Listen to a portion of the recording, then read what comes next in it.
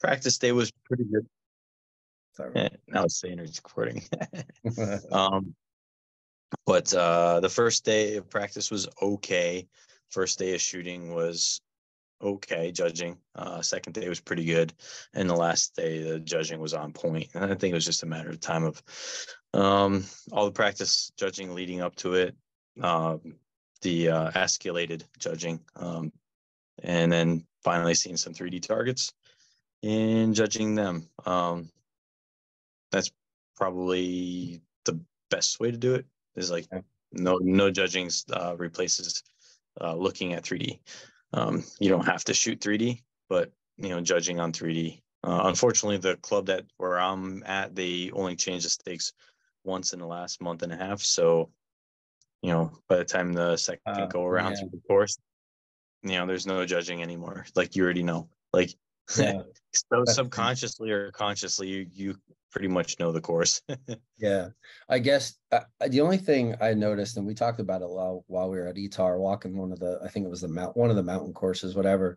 You're talking about how, you can get really good at recognizing an animal and knowing that distance. But like the one thing that always messed me up was the size of the target. Like I could look at one target. You remember the one we were standing with, Paul, and we're like, oh, that's 23, and he's like, no, that's 27. And then we got the rangefinders out. He's like, oh, I swear that was 20. He said, I swear that was 27. But it was I think it was a small, if I remember correctly, it was like a small bodied doe, and it looked like it was longer when we just came from one that was like a big body at like 40 yards. And that's one thing with judging distance always screwed me up personally. I guess the way you do it with like trees and stuff, that probably maybe alleviate some of that discrepancy. Yeah, it takes some of that out because I'm always looking at different colors and different sizes. I do screw up a lot practice in that way, but in the end, it does take away some of the size differentials. You get more dependent on looking at ground and a couple other different ways of reconfirming or denying you were accurate. Yeah. So Gotcha. And that's how the known pros they judge distance so well, is they look at that. They have most of the good ones, they have the whole course. If IBO uses 20 targets, they own all 20, and they set them out, and they know what they look like. They know what size it is. They know when they pull back, just like judging field distance. For the most part, if you pull back and you're 5 yards off on that animal, through your peep or through your sight that head animal looks way different than what you think it does, and then you're gonna have to make up some adjustments, aiming high or aiming low, because for IBO you're not allowed to change your sight. If once you glass it, you're not allowed to change your sight. Really? Yeah. Interesting. For World Archery, you can move your sight whenever you want, but for IBO, I believe you're not allowed to move your sight after you glass the target. Interesting. So you have to judge the distance beforehand, then you can look at the vitals and whatnot. Yeah, it's either you can't judge it after you glass, or you can't judge it after you let down. Or you can't change your pin. But I know there's some restrictions on the IBO for that. I wonder. I've never talked to Levi. I would love to know what Levi's strategy is, and I don't know if he's ever publicly put it out there, but he's literally like a walking range. Yeah, I'd be surprised if he tells you the deepest, darkest secrets, because there's pretty much only two that judge for the most part really, really good consistently all the time, and that's Dan and Levi. And I don't recall ever seeing either one of them try to tell people how they judge. The only one that I actively see is Jack Wallace. Is the only one that really actively tells you how he judges. Yeah. And his actual, I don't want to call it training regimen, but like his approach is very similar to what you do and what we've talked about in the past. So I do know. I mean, Jack's been around the game a long time, but I know what he does is definitely similar. I did a podcast with him on the peak side, and I know he's done a series on another podcast as well. So yeah. And I'm pretty sure that carries over to Sharon, because Sharon shoots 3D pretty good. Yeah, for sure. Pretty good. So let's talk about IBO, the format as far as barebow, longbow, trad. What's the format for the competition for those people out there? So we have a lot of target followers. We probably don't dive into 3D nearly enough. Geez, when was the last time you shot it? Like 2 years ago, 3 years ago? I don't even know. Yeah, it might have been the last time I shot the Open IBO World Championship was, oh gosh, I don't know, probably 7 years ago. Yeah, It's been it was a long. Yeah, um, I'm trying to think back. Trad Worlds was probably 3 or 4 years ago. That's what I'm thinking of, I think. Yeah. Let's talk about the format of the event itself. How does it break down?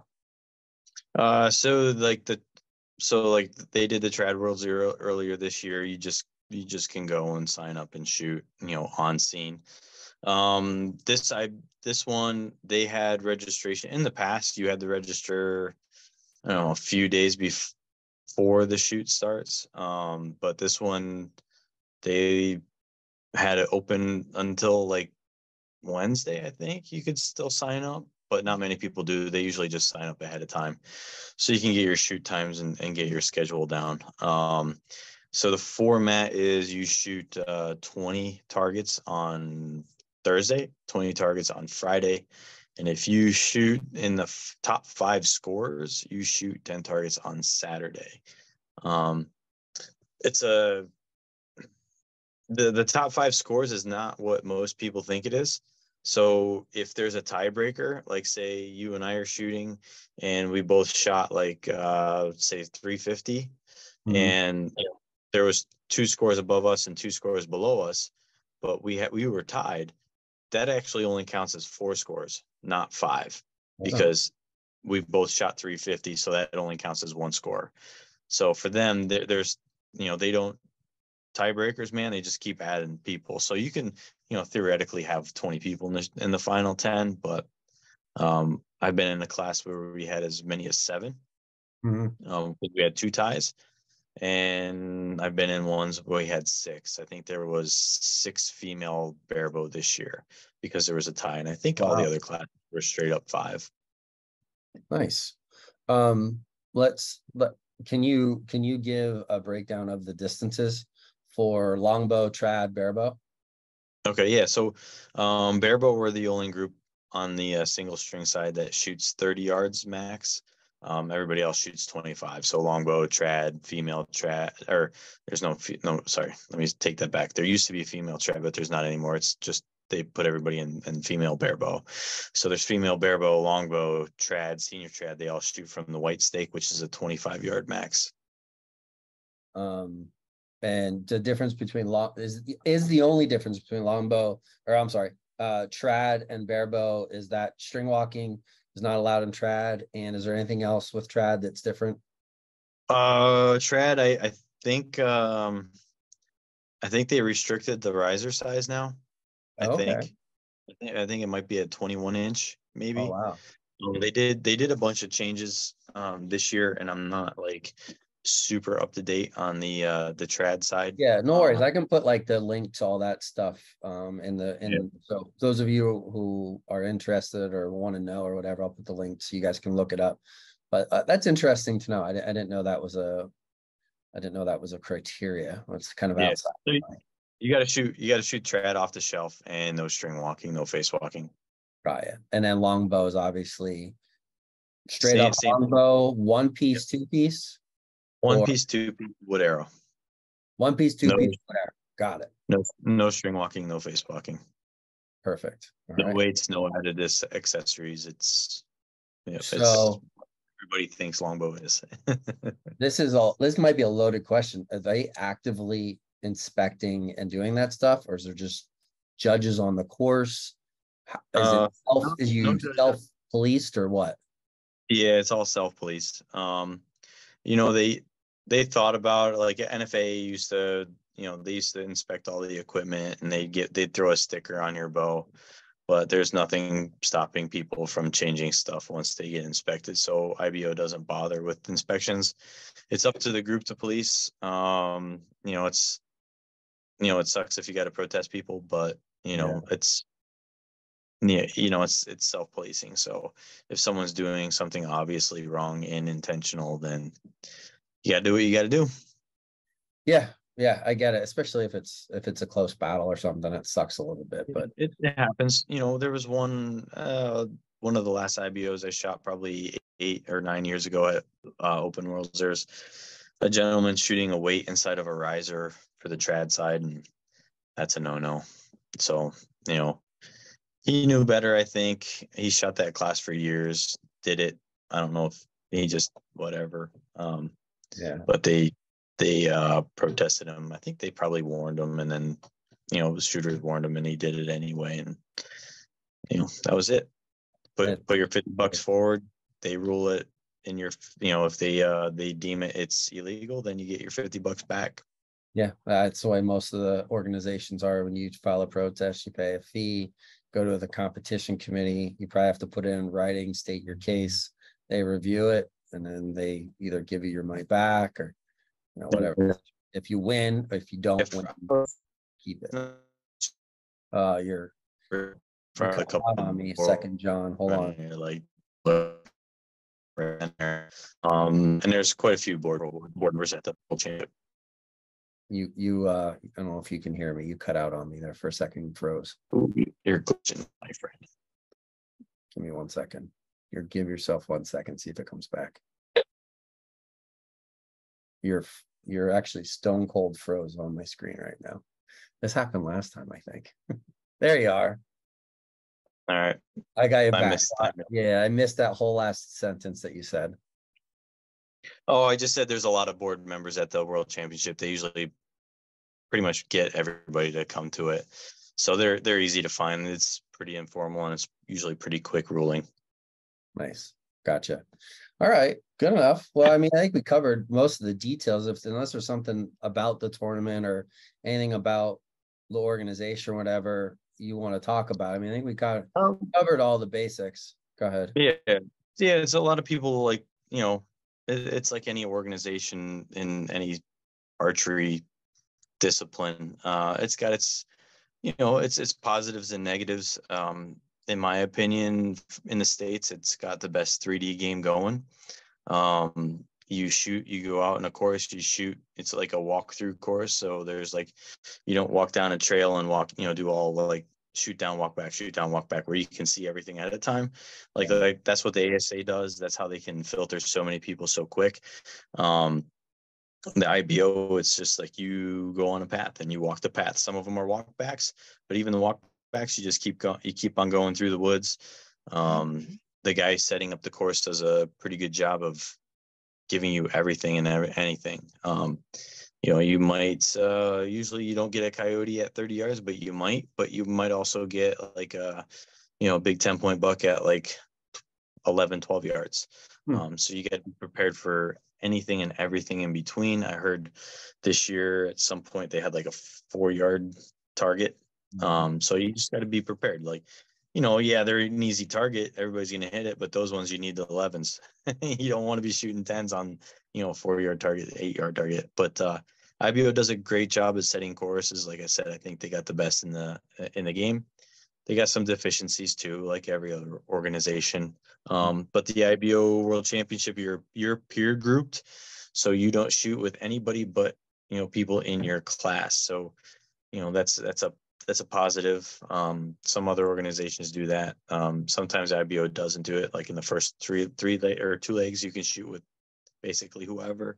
But the third leg they peer group you, and the World Championship you get peer grouped.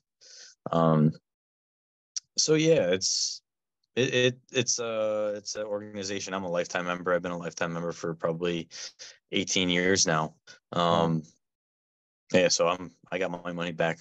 Definitely have. You definitely have. From now, it's they're an organization that right now they just do unknown stuff, and that's what they want to keep doing for a little while, and hopefully continues to be great for them. I think they had 900 shooters at this Worlds, which was up from 800 from last year. Last year post COVID, that was probably their poorest outing. Yeah. But this one was back up another 12.5%. So that was good. Hey, where was it located this year? Capon, Park in West Virginia. And is that the rotating that rotates or no? This tournament, does that rotate? Yeah, I'm pretty sure. I think they made the announcement it's going to be there again next year. They usually do it on usually a 2-year commitment, and then they go from there, whether or not they want to move it or do it for another year. They've been moving it, every 2-3 years. But it's like the IBO is, kind of like ASA is kind of like southern eastern organization. They do have one in Texas, but they're in Alabama, Georgia, Tennessee, so that like that zone, and IBO is PA, Ohio, Indiana, West Virginia, so they're more located probably like mid-Atlantic kind of. Yeah, where IBO is huge here in Pennsylvania. I mean, we don't have the ASA following really at all. So Yeah. it's definitely something that we've always been exposed to here. Hopefully the ASA I like the ASA, but it's definitely something that's had a foothold up in this New England area ish, West Virginia, East, Maryland, Ohio, East, Northeast for a long time. So cool stuff, man. Well, let's get into some of the results. You good with that? Sure. Yeah. So, we talked a little bit beforehand. We wanted to start with, Santos listening now. So I guess we'll have to say the cooler people at IBO World Championships, the longbow shooters. Cooler or not cool, whatever you want to use. Cooler or not cooler. Well, it looks like you were shooting with like the most senior 3D hack of them all in practice, and he happened to come in third, Mr. Calvin. Yeah, almost. I don't know if there's a couple older guys. Jack Rudy, I think, was he might have been the oldest one there. He's got to be pushing upper 70s. He's an old time longbow shooter that's been around the block for a very long time. He shot all right. I think he ended up 12th, but we haven't seen him for quite a while, but it was nice to see him and Bobby Parks. Bobby Parks is another one that's probably mid 70s, getting around, slinging them pretty good, and he shot pretty decent. He shot Trad Worlds, and he ended up I think he won the self bow class at Trad Worlds. So he brought his self bow to this and flung some arrows walking around the course with his self bow. That's pretty. But yeah, I roomed with Calvin. He shot pretty good. Yeah, I mean he'll be the first to tell you he didn't shoot great, but he shot well most of the time. I mean, then we had a couple. Looking at score wise, he's right there. He's in the mix. Yeah. He shot all right. He said he gave up a lot of targets where he bad gapped or just misjudged. And he shot like a lot of 5s, which is kind of common for some of the longbow guys that shoot 5s, because if you get like a bobcat at 10 yards or something, that's going to be a pretty big gap for most of the long bushers. So now you got to guess your gap, what's, whatever it is, 12 inches, 16 inches on a target that you're not super familiar with, especially like Calvin. He hasn't shot IBO in a while, so he hasn't seen these targets in a long, long time, if ever, because some of these targets I saw this weekend I've never seen. So yeah, he shot pretty good. They had a couple there's a good handful of Italians that came over and shot. Alfredo, one of Calvin's buddies from one of the 3D worlds, I think. He shot pretty good the first 2 days, but struggled a little bit on the last day. Dave Wallace is a longtime legend for the IBO longbow class. I don't know how old he is. He's in the upper 60s, I believe. He's been around a long, long time. He actually had a shoot off with the winner, Ken Jordan. So I was just going to ask, because he has a higher cumulative score by what the results, right? No, they're the same. They're the same. So see, when you look at the results for arrows, like you have the score that's in the white, and that's your first 2 day score. Oh, okay. Then they have a little blue box, and that includes the 10 final arrows. So your total score is in that. So for like the pro class, they shoot off all positions, all ties. There, no X's. You shoot off for them at the World Championship. For the traditional side, they do that only for the first place. So if there's a tie in second or third, they just go by X count, and if X count's tied, then they go to a shoot off. So we didn't know this because it's we didn't really. I don't think I've ever seen it happen. And Mark, my friend who's on the board, he's never seen it happen. So like we're going down there and watch because we had a friend in a shoot off shooting compound, and Mark comes up to me, he's like, "Hey, I didn't know this, but apparently, there's shoot offs for all classes for first." So we had to give Dave and Ken a call to come down and get their stuff together and shoot a shoot off there in front of everybody. So they had to So practice literally just to shoot one arrow. no, there's no practice. You go No down there and practice. shoot. Oh my God. Yeah. That's wild. Oh my God. Yeah, Ken took the first shot and threw a pretty banging arrow down there. Dave had to follow up that, and he shot one a little bit left. But yeah, Ken came in, and I don't know if he hit the 11 or came darn close to smoking the 11 on his first shot.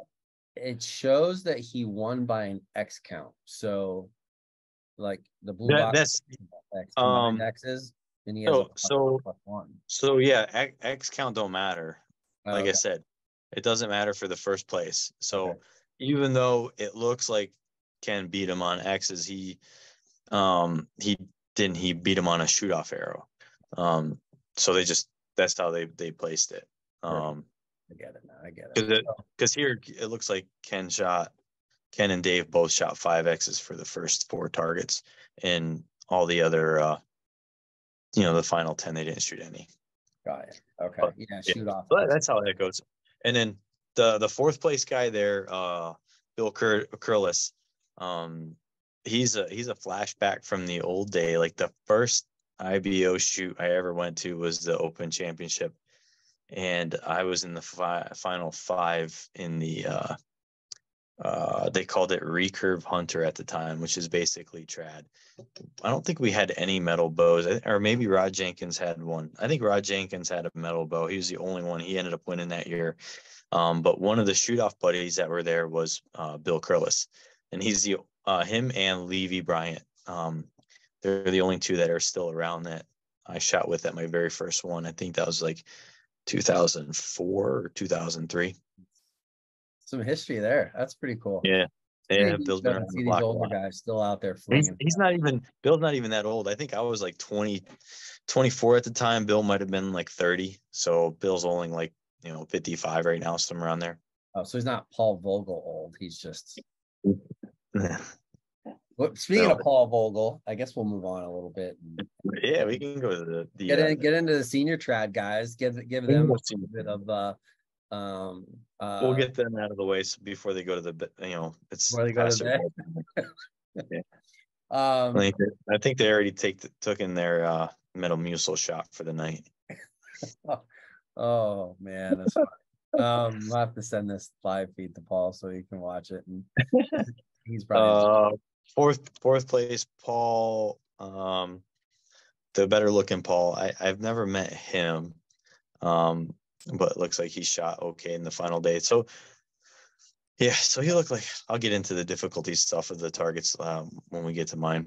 So Paul must have shot pretty good. And then my buddy Paul Vogel, he's been a friend of mine. I met him at one of the Open Worlds probably 10 years ago, and we've been pretty good friends ever since.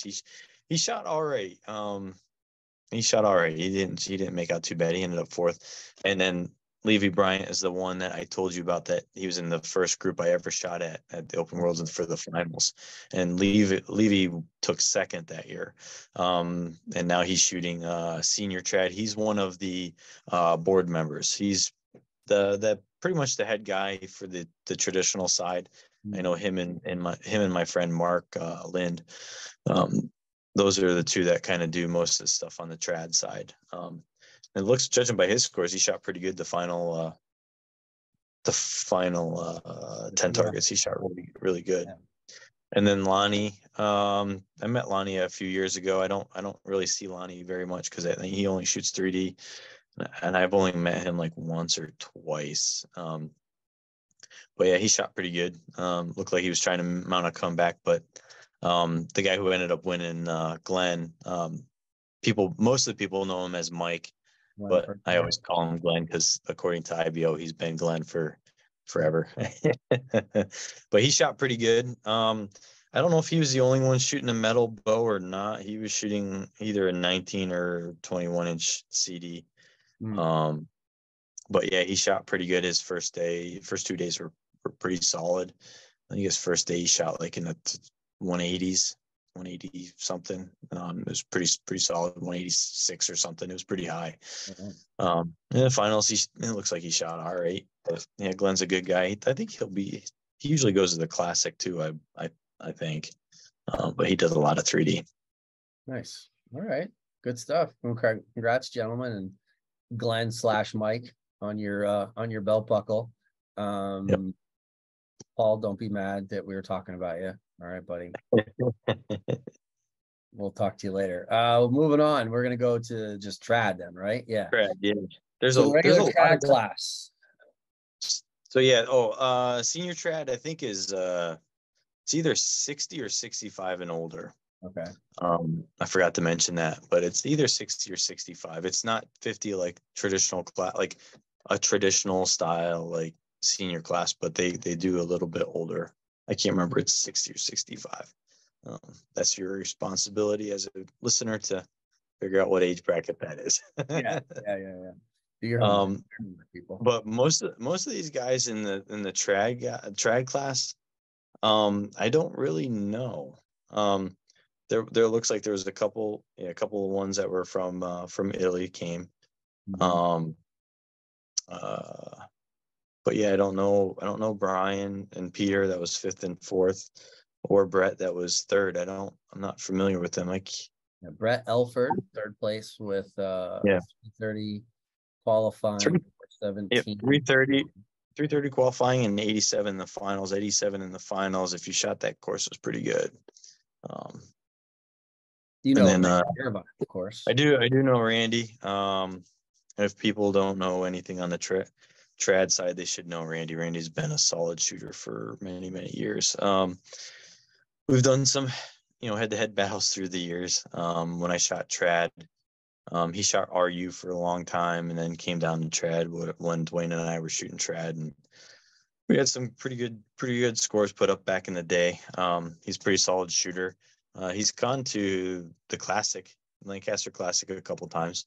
One year he put up he's probably 5th qualifying score. Wow. Yeah, he shot pretty good, like 5 upper 540s, something like that, and it was pretty good. So he's a solid shooter. He's kind of like a instinctive gap shooter. I don't know exactly the intimate details of it, but I know he's got like a short gap and a long gap, for close targets and far targets, and then he just like kind of, guesses in between. When he's on fire, he's really tough to beat. I mean, you can see his first 40 targets pretty good. He had a 9-point lead, 378. It's pretty stout. Yeah. Then struggled a little bit on the final round, but took home 2nd. There's no shame in that, really. Especially when your first 2 guys are just pretty banging. They're James Cypher's friends know him as Tick. Apparently, there's an intimate story about that that I will get the details the next shoot I go to. We may need to do another episode and invite James over a couple of beers. Sell out all the good information. But James, I know James shot a monster first day. I think he was in the upper 80s, if not, upper 80s in the first day, and then shot like around an 80 the second day. And then shot a 92 finals. That's pretty good. He works like an enforcement industry where he's got to kind of like shuttle some not so great people around. So he's a pretty big dude. Muscles for days. I hear you. Well, congrats, James. Yeah. I mean, and James the Tick Cyphers.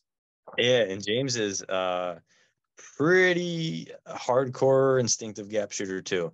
Where he doesn't he sees the arrow in the periphery, but doesn't really have like a gapping system. So when he's on, he's on. And that weekend he was on. Congratulations, James and Randy and Brett, on your top 3 there. Getting into female barebow, we have some familiar names. I know, to me at least. Yeah. Ruby Chambers. We see Ruby. Everyone knows Ruby. She makes it out to everything. One of the biggest supporters of the game. Came in 3rd with, let's see here, 285 qualifying score. So that's the 2-day score. And then the 68 was her shoot-off score for the last 10 targets. Allison Eaton, we all know Allison. She's a USA archery coach. She shot. Allison, did she shoot? She's from the East Coast, right? She's Virginia. I think she shoots Virginia every year for Target Indoor Nationals. Yeah, either Virginia or I thought she was from like Carolinas, Tennessee, and then she moved. Oh yeah, maybe. I'm just saying that's where she shot. But yeah. But yeah, she's in that mid-Atlantic region. She plays with all kinds of different, like she shoots Olympics sometimes. She plays with trad, barebow. Yeah, she came from the Olympics. She shot the Olympic side for a few years. Then shot some barebow stuff 2 years ago, maybe, where she started dabbling a little bit. You know, we'll go back a little bit. There, Serena was one of the Italian ladies that came over and shot, and she's on the federation. She's on the national team, I believe, for trad. So he shot a trad world archery style bow. So like wood and whatnot. I'm pretty sure she shot off the shelf, which with world archery, I think you can use like a hoist stick on rest for trad, but for here, right off the shelf. And Andy Keys is a young. She's like, she might be really good. Give her another year or two. She's got. I saw her shoot for the first time. We were up on the hill looking down, like, look down the bales and see if there's any, recurve shooters, and go down there and hang out with them and talk to them for a little bit. And there was one down there, a young lady shooting a recurve, and you just like watch and shoot, and you're like, like she's got something there. And like she had like a super, super solid bow arm, and we ended up going down there and talking to her parents for a little bit. She's, I don't know, she's probably right around that 19-year-old mark. So, with the right coach, where are they from? I think she could be really good. I'm not 100% sure. I didn't stalk. It says West Virginia here, but that could just be. It also says that for Serena, so I don't know how accurate that is. Yeah. So, she shot the Triple Crown stuff. So I'm not. She shot all the Triple Crown stuff because I think she got second, I think, for the Triple Crown or Shooter of the Year. So yeah, this is their first year. I think she was, I don't know if she's Genesis and then went into it, but yeah. So she shot a decent last 71. That's decent on the final day. So she might be one to watch out for. I left the open invitation for her parents if they ever wanted to reach out, because I told them that she's like a couple things away from being probably really, really good. Nice. But good foundation. Yeah. Yeah. Hopefully I don't know if you said anything, but if they happen to listen to this, hopefully they come out to the Classic and get her involved in that, maybe some indoor national stuff. I mean, but we see these shooters that come through some of these other organizations like NAS, even S3DA or IBO. They just get into 3D because that's what's local to them and don't realize what other opportunities are out there. So, and that's cool that Serena. So you said she shot that. Please refresh my memory. Wood bow. Yeah. With a stick on or no stick on? Yeah, she didn't have the stick on there. But yeah, she shot World Archery trad bow.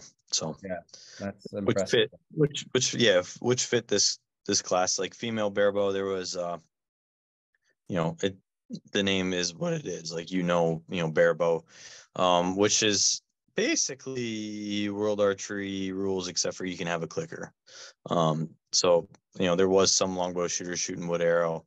It was a catch-all for the women's class, because the women's classes have been extremely light the last few years. Like they used to have a female trad And they had a female barebow, I believe, and they were getting like 1 or 2 in each. And that's something they didn't want to have, a class of 1 or 2 at, the world, their world championship shoots. So that's what they did there. Yeah. And then I guess first place of the combined score of those 2 days, or qualifying score, 309. And then so it shows shoot off score 63, but Allison had the shoot off score of a 69, but she got first. Did they end up tying somehow? No, so where you see the shoot off score, you look just underneath it. It says the combined score. Oh, yeah, So yeah. Okay, so yeah. she ended up winning by 1 point, in like a heartbreaking fashion. Like it, Yeah. I mean, things happen, and Allison misjudged the last target, and she ended up missing. Yeah. She probably misjudged it by 3-4 yards, and Shayna had to win it. To outright win it, she had to hit an 11, and she hit an 11. Oh, So I was just thinking about it. I'm like, oh my gosh, what happened? Like, I want to know. I can't imagine seeing it in person. Is there video of that somewhere? I don't know if there is. No. I mean, but good on her. That's clutch. Yeah. Yeah, and Shanna is she's pretty well known in the trad side. She does a lot of like shoots down in Texas, and for quite a few years she pretty much wins everything. So she ended up, I don't know if she ended up shooting a Bob Lee or what. She shot a wood bow off the shelf this year for female barebow. That's what she shot. Yeah, I'm pretty sure that's what she shot. That's what she normally shoots.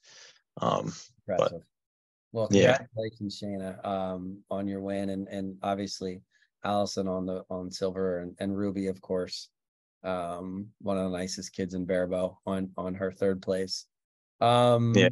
Well, Shanna does do a lot of stuff for the the 3D side. She does a lot of stuff down at Trad Worlds too, like help run shoots and nice. For the kids and stuff.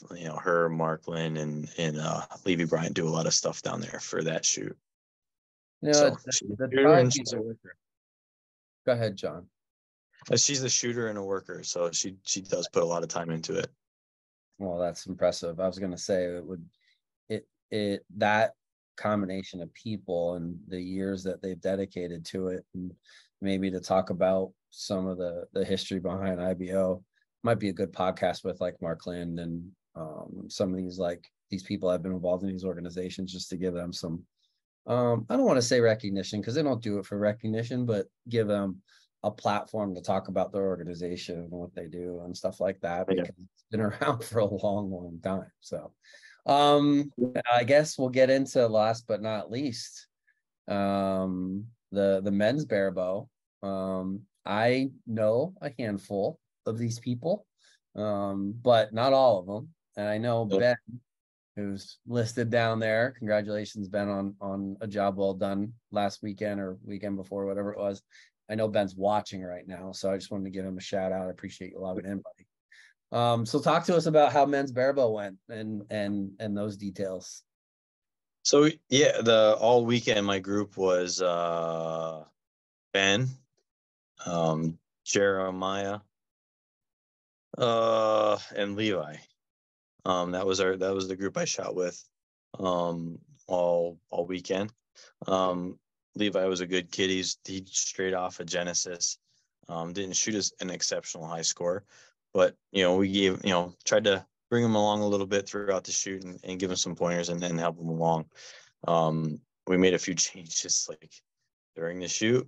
The first 4 targets, when we realized there was something wrong with his equipment, and we fixed that. And because he started out pretty rough, I don't think he hit a target for the first like 6 arrows, and a lot of it was just equipment wasn't set up right, or it just wasn't working properly. So we adjusted that, and he started hitting targets and having a lot more fun. So it was nice shooting with Levi. He's a pretty nice kid. So we shot with Ben. I shot with Ben. Ben you know, he's got some changes he's going to make. He realized pretty quick after shooting with Jeremiah and myself the first 2 days that he's gonna have to speed up that bow just a smidge. Because when he was off like 3 yards, sometimes they weren't connecting like well at all. So that's going to be fixed for sure. So he had a pretty good learning experience for that weekend. So I'm sure that was a pretty good success for Ben. Alan, I don't think I've ever met Alan until the final day. He shot pretty decent for that final course. Apparently he shot, well the first 2 days. So he carried on over to the final. He didn't shoot too bad. Jeremy Stout, he's I don't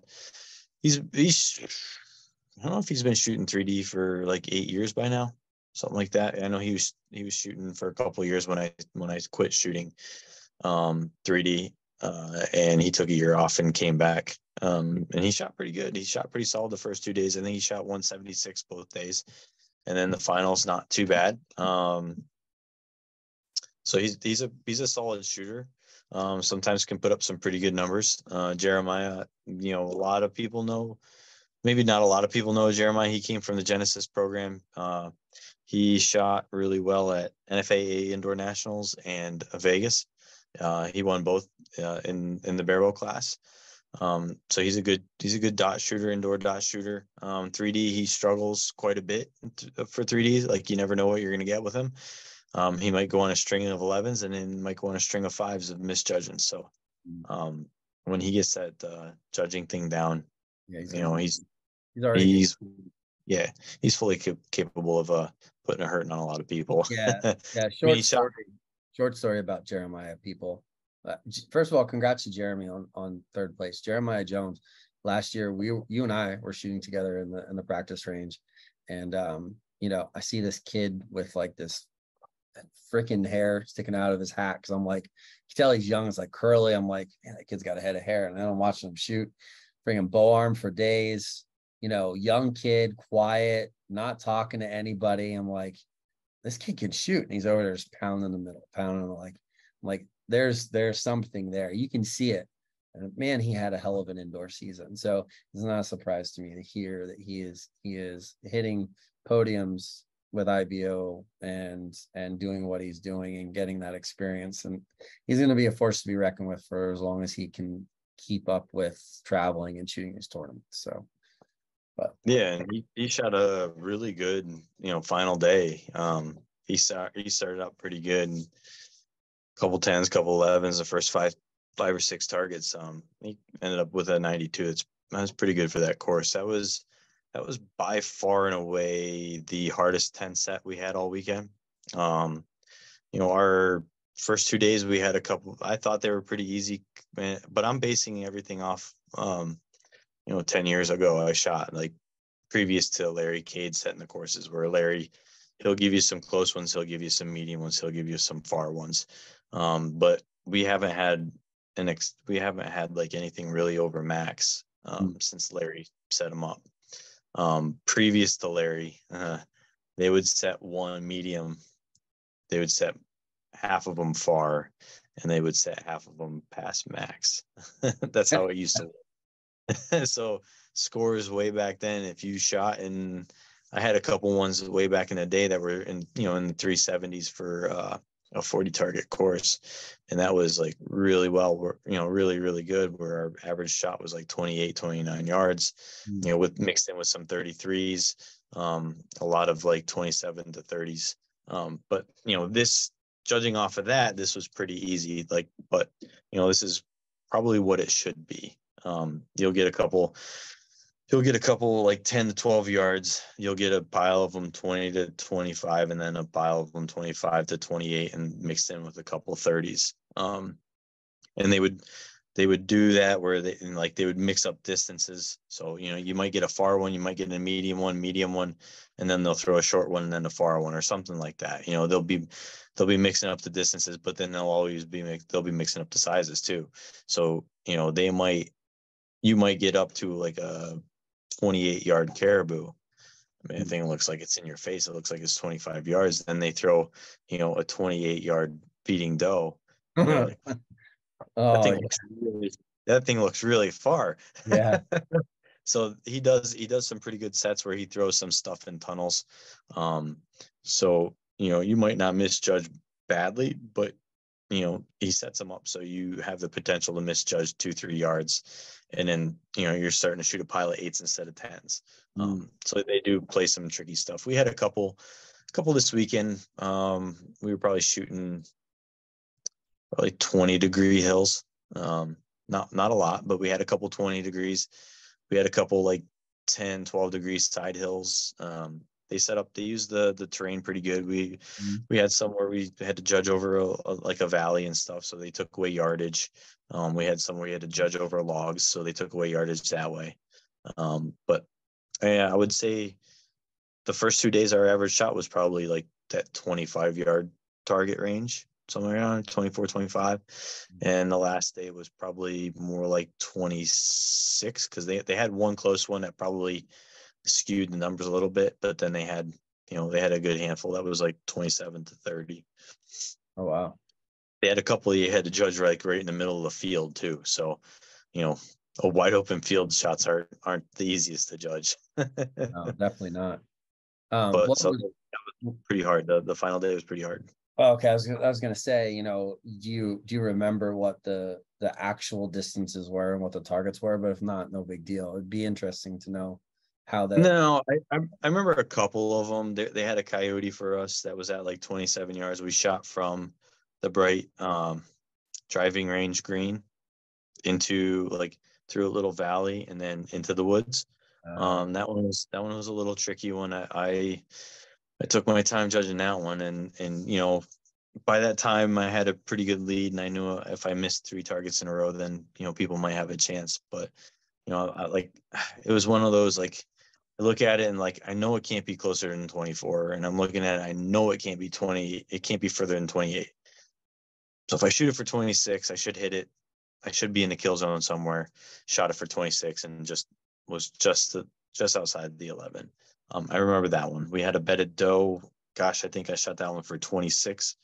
A lot of people misjudged that one because you never know in wide open field. He just like it. They just look way different than in the woods, because you don't have much to look at on the ground, like for a tree or a weed or something to try to find 20 or try to find your mid distance if it's 10 or whatever. We did have probably a 17 or 18 yard, probably like a 18-degree, some kind of horned animal. That one was one of the first ones. That was not hard, but it's hard at like footing and not trying to keep everything balanced and trying to shoot uphill like that. It doesn't sound like 18 degrees doesn't sound that hard until you pull back and lean back and try to make a good steady shot. I remember that one.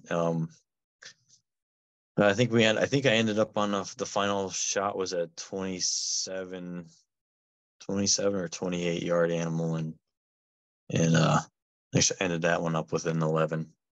So that was the last one. They took some ground away from that one too. I think we had to shoot over a log on that one. I see.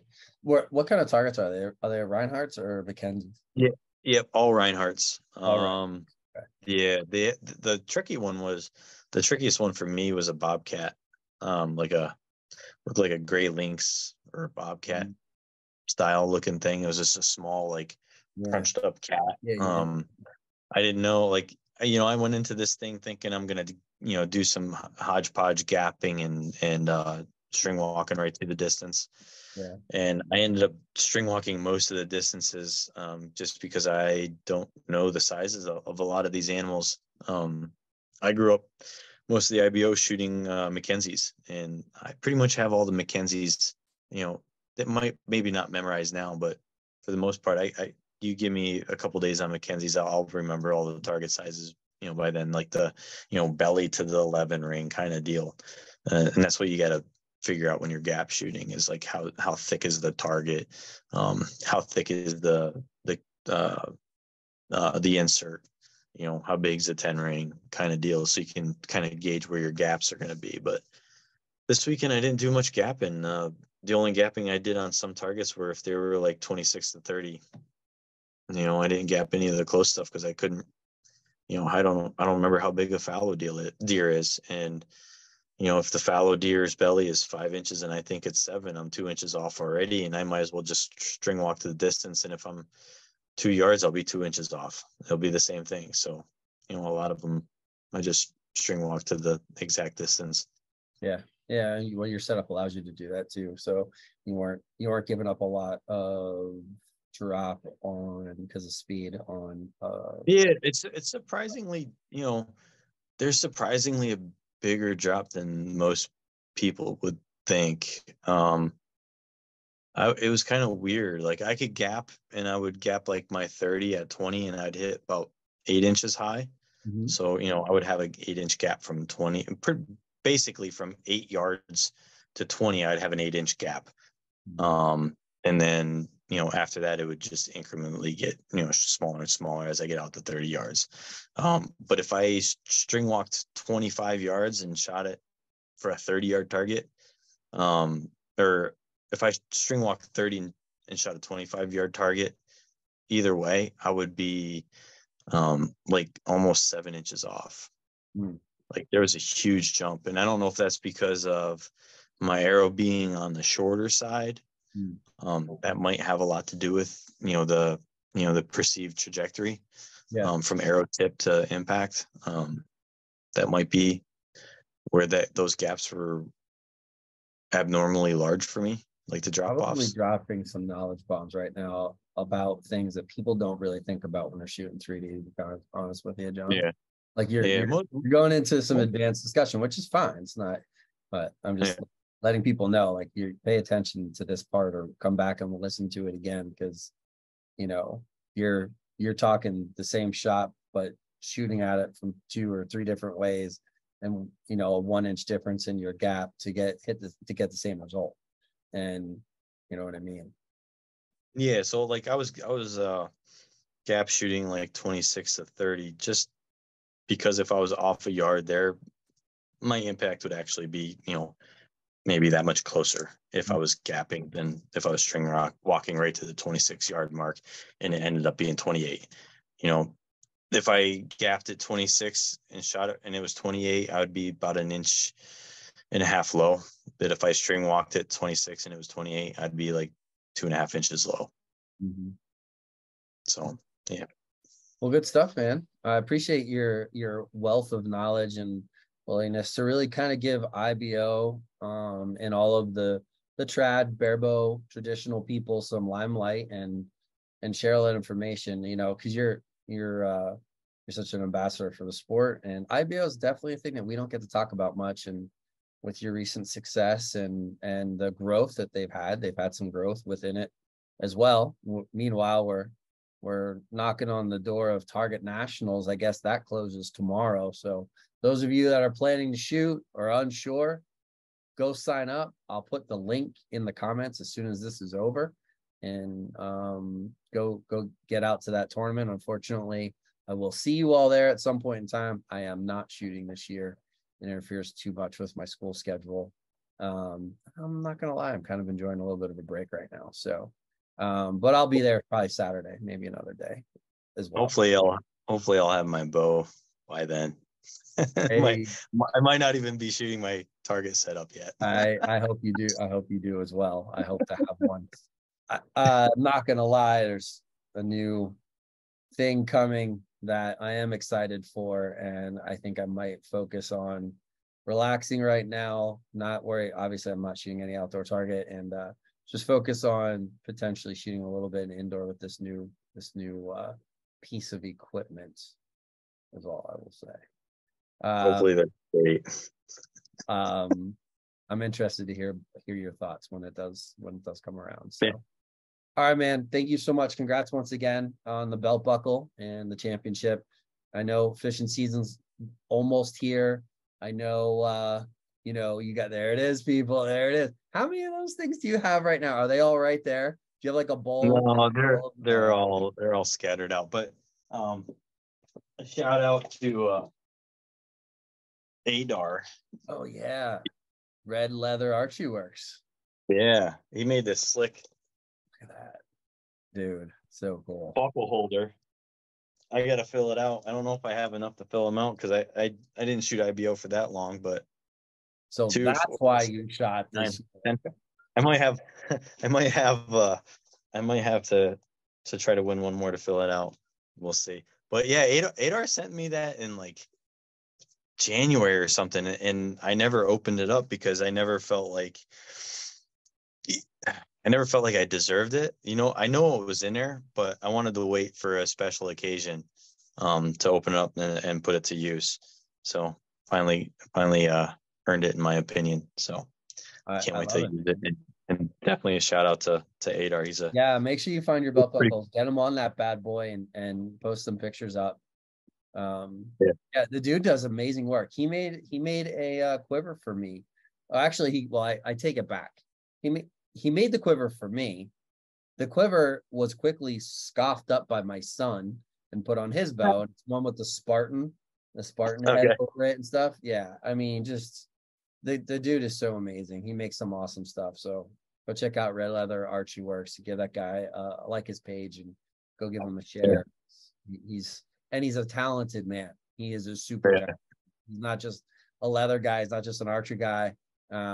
You know, his profession is just amazing. So go check him out. But all right, man, I'm gonna bounce. I'm going to the gym, and right now that's what I'm doing. So those I'm of gonna you go eat some carrot cake. what's that? You're gonna go eat carrot cake? Yeah. Not me, man. I've been hitting it pretty hard and I'm enjoying it. My wife and I have been going a lot ever since my surgery. That's all I've been doing. So things are going well and I'm enjoying it. It's making me happy. So everyone go check out the Outdoor Target National, sign up, try to get up for that. I'll put IBO and all their information in this episode when I upload it to YouTube. Those of you who are out there that listen, I think we got up to like 18 viewers, John, just so you know. So it wasn't too bad. It wasn't the 4 that we normally get. We got a couple more.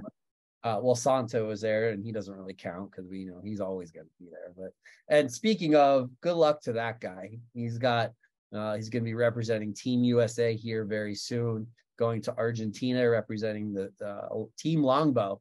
So good luck to him and the rest of the team as well. And I guess that's it. All right. Good enough, man. Peace out, people. Barebow Project is out. See you, John. See you.